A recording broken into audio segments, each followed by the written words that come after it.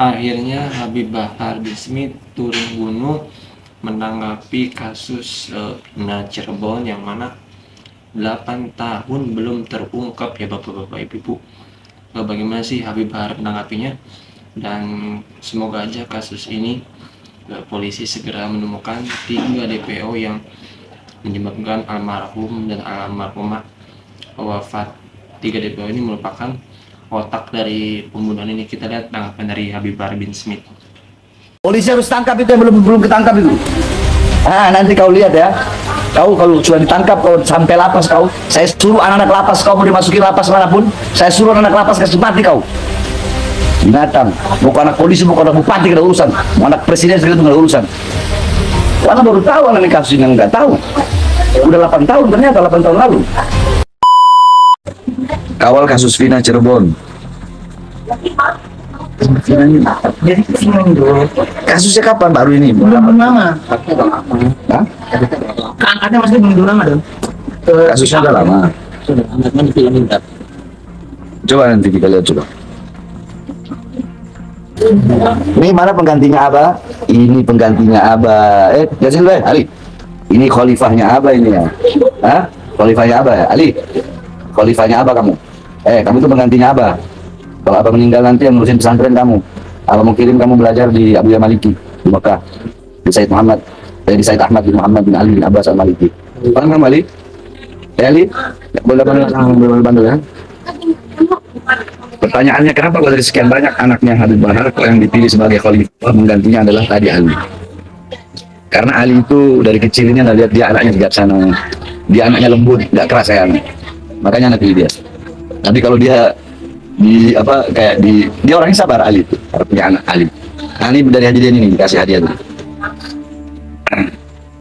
Jadi anak pilih Ali, anaknya sabar, dia sama kakak-kakaknya dicengin, ini dia sabar. Tapi sekalinya meledak, waduh, dia kejar pakai pisau.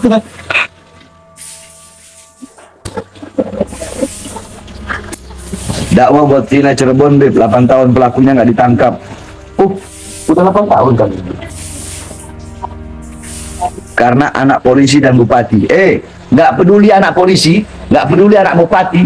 Kalau mereka melakukan pelanggaran, apalagi itu pemerkosaan, tangkap itu orang gitu itu. Hukum seberat-beratnya, nggak peduli. Jangankan anak polisi, anak bupati, mau anak presiden juga sekaligus, nggak ada urusan. Nggak ada urusan. Oh, dibunuh juga? Diperkosa 10.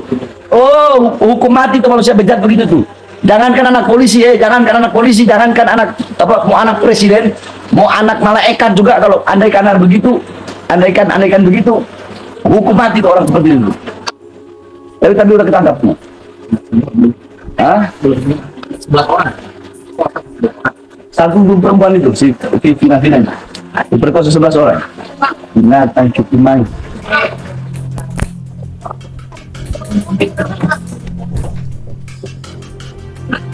Polisi harus tangkap itu yang belum ketangkap itu. Nanti kau lihat ya. Kau kalau sudah ditangkap, kau sampai lapas kau. Saya suruh anak-anak lapas kau mau dimasuki lapas manapun. Saya suruh anak lapas kasih mati kau. Binatang. Bukan anak polisi, bukan anak bupati ada urusan. Mau anak presiden segala itu nggak ada urusan. Karena baru tahu anak ini kasus yang nggak tahu. Udah 8 tahun ternyata 8 tahun lalu. Binatang nggak punya. Tapi kita di pesantren juga belum lama berkibar-kibar di dunia luar. Iya, kita kan anak kan di penjara terus kita. Jadi nggak tahu dunia luar.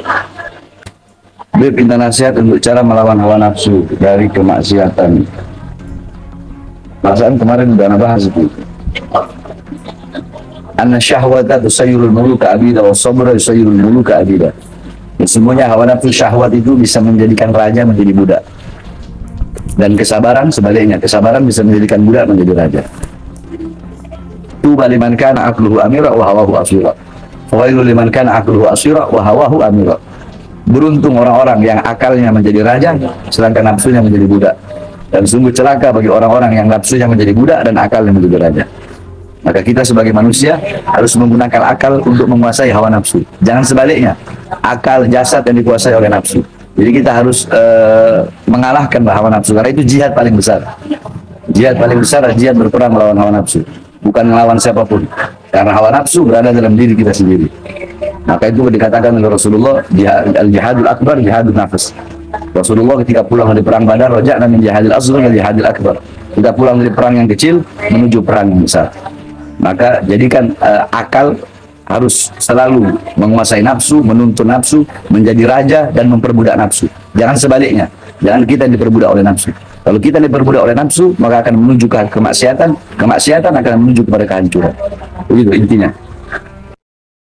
Nah, di sini pun sampai ada ustadz ya teman-teman, memanggil jin korinya si Saka, yang mana Saka ini sudah bebas dari hukumannya. Kira-kira percaya atau enggak ya teman-teman? Kita lihat saja ke videonya teman-teman.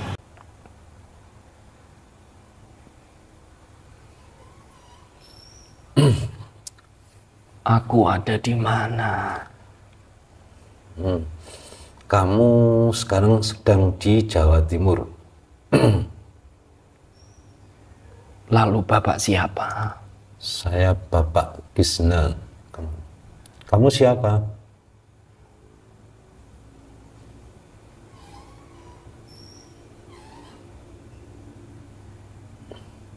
Saya Korin yang mendampingi Saka. Betul itu. Saya akan buktikan dulu benar apa tidak apa yang dikatakan ini politek aktif. Jika bohong, keluarkan dari jasad.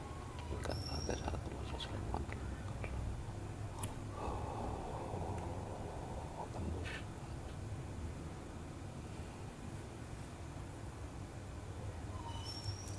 ya. Asal kamu dari daerah mana, Saka? Aku asli orang Cirebon.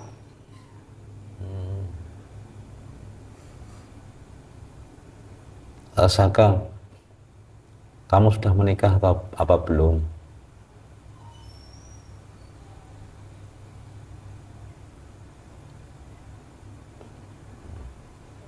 Belum. Saya mau bertanya sama kamu, nanti dijawab, tolong dijawab ya dengan jujur. Kamu mau Apa yang ingin Bapak tanyakan? Ya, itu tentang di masa tahun 2016 yang masa yang lalu ada kasus pembunuhan Vina itu loh. Sehingga kamu kan sudah masuk dalam penjara selama berapa tahun? 3 tahun lebih. Dan kenapa kamu kok bisa dikeluarkan sedangkan teman-temanmu masih mendekam di penjara?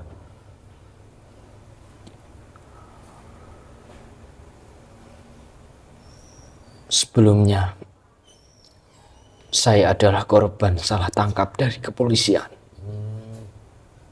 Dan ketika itu, saya mendapat keringanan yang seharusnya saya jalani. Itu lebih dari 3 tahun, bisa sampai 6 tahun. Tapi ketika itu ada sesuatu seperti keringanan, dan hukuman saya berkurang jadi 3 tahun. Kok bisa kamu membuktikan waktu itu tidak bersalah? Dapat keringanan, siapa yang meminta keringanan itu?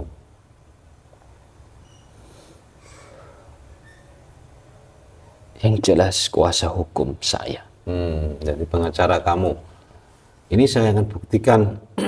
Kamu nggak boleh bohong loh ya sama saya. Katamu benar apa bohong sama saya? Apa? Soal apa? Perkataanmu tadi salah tangkap tadi loh. Kamu tidak bersalah, kamu ditangkap. Itu kamu jujur apa bohong? Maksudnya seperti itu. Saya tidak mengetahui kasus itu, tetapi kenapa saya ditangkap? Saya itu juga tidak tahu. Saya tak tahu apa-apa. Saya juga tidak mengenali korban pembunuhan itu, kedua-duanya. Tetapi saya ketika itu mudahnya ditangkap oleh kepolisian. Ada apa sebenarnya? Ya, saya ingin tahu kebenarannya kan sekarang lagi viral kan soal kamu itu interogasi terus. Tapi gini, kamu mungkin akan saya buktikan kebenarannya ya. Saya tidak bohong, itu memang apa yang terjadi sebenarnya. Ya, tidak apa-apa perkataanmu, saya Saya terima. berani apa saja. Betul. Itu yang terjadi. Betul. Iya. Ya. Sekarang kamu bisa membohongi saya, kami sama Allah, tapi sama Allah kamu tidak akan mungkin bisa mengelabui Allah. Ya, ini akan saya buktikan jikalau kamu tidak bohong. Tapi kalau kamu bohong, maka kedua tanganmu, ya, itu tulang-tulangmu akan remuk. Akan saya buktikan.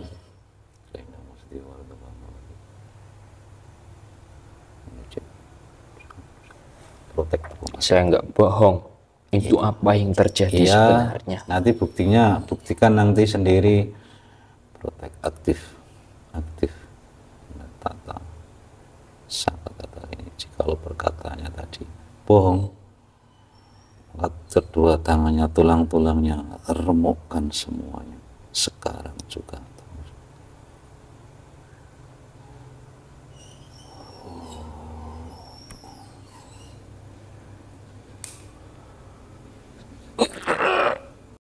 Nah itu teman-teman tadi pendapat dari Habib Bahar bin Smith, dan ada seorang ustadz yang mana menginterogasi jin korinya si Saka ini, ternyata ya seperti itu ya dari yang dikatakan itu tadi teman-teman.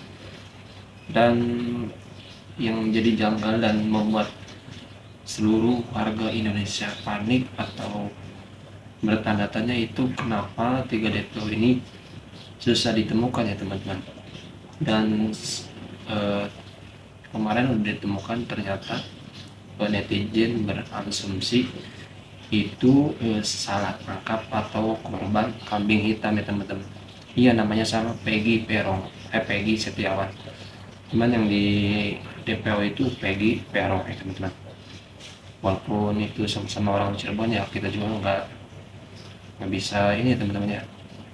Ya semoga aja apa namanya, kalau misalnya emang benar si Peggy itu ininya pelakunya, semoga yang dua ini segera tertangkap lagi teman-teman.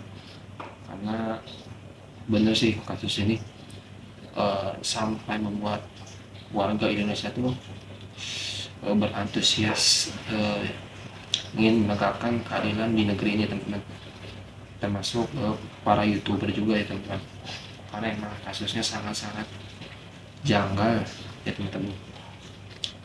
Entah apa dibalik permainan di belakang atau gimana teman-teman, kita nggak tahu ya teman-teman. Yang tahu hanya yaitu tadi yang pelaku-pelaku itu ya teman-teman.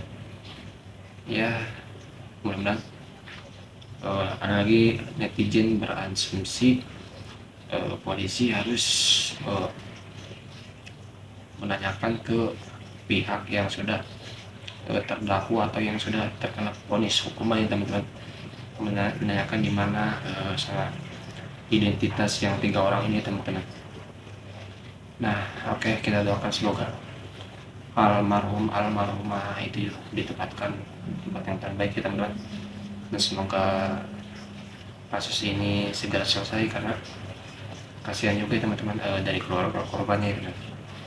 Oke, kita berdoa semoga almarhumah dikasih yang tempat yang terbaik. Al-Fatihah.